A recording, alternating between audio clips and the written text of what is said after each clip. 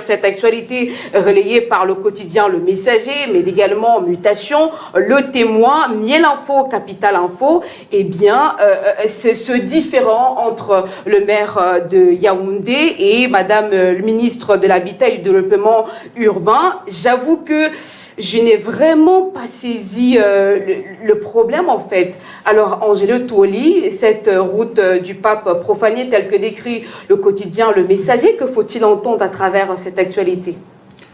Ce qu'il faut dire, c'est que à travers ce comportement, oui, on a la confirmation que nous sommes véritablement dans la cour du roi Péton.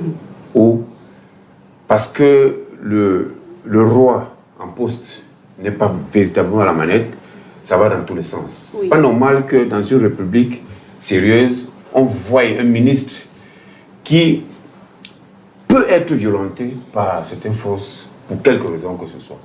Ce qu'il faut dire, c'est que quand vous observez les deux personnalités mises en cause, oui, vous avez le maire de la ville et vous avez Madame le ministre, qui dans son tempérament aime quand les choses vont vite.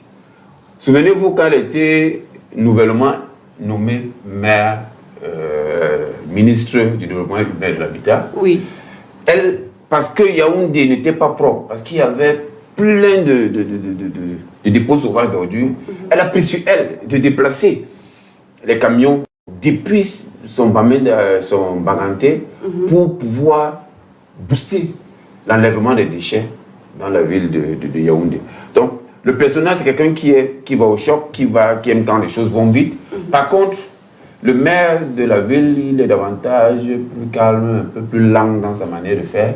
Et quand elle, en tant que femme politique, véritablement femme politique, parce que quand on observe les deux, c'est deux personnalités différentes. C'est une femme qui va au choc, qui aime quand ça bouge, et un autre qui est un peu plus discret, avec un esprit de fonctionnaire dans la tête, qui est toujours dans les procédures et autres.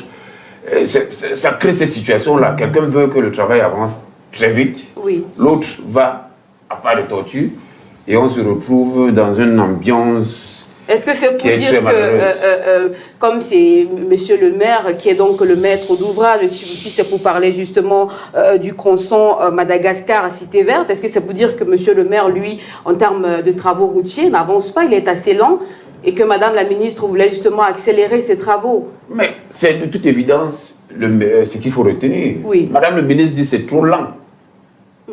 Elle est tenue par des délais en fonction de la visite du pape. Oui. Elle aimerait que ça aille plus vite. Je crois que c'est de là où tout part.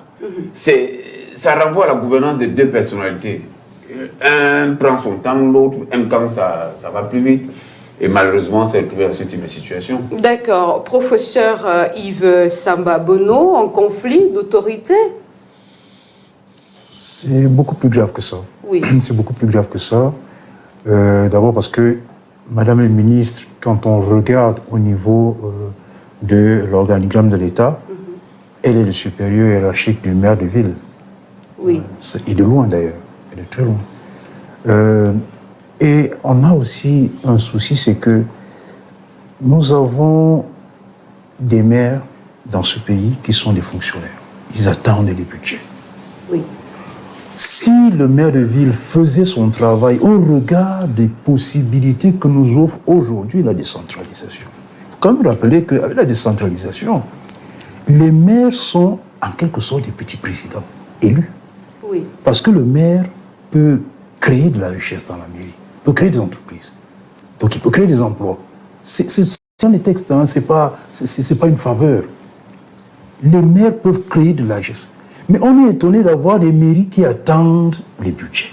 Résultat des courses, vous avez le ramassage des ordures, par exemple dans la ville de Yaoundé, enfin dans pratiquement toutes les villes, qui n'est pas fait correctement, alors que le ramassage des ordures, ces ordures-là, c'est de l'argent, c'est de la richesse que les mairies peuvent produire. Il faut quand même savoir que le recyclage des ordures, c'est quelque chose qui peut produire énormément de revenus, n'est-ce pas, surtout dans les grandes capitales. Oui.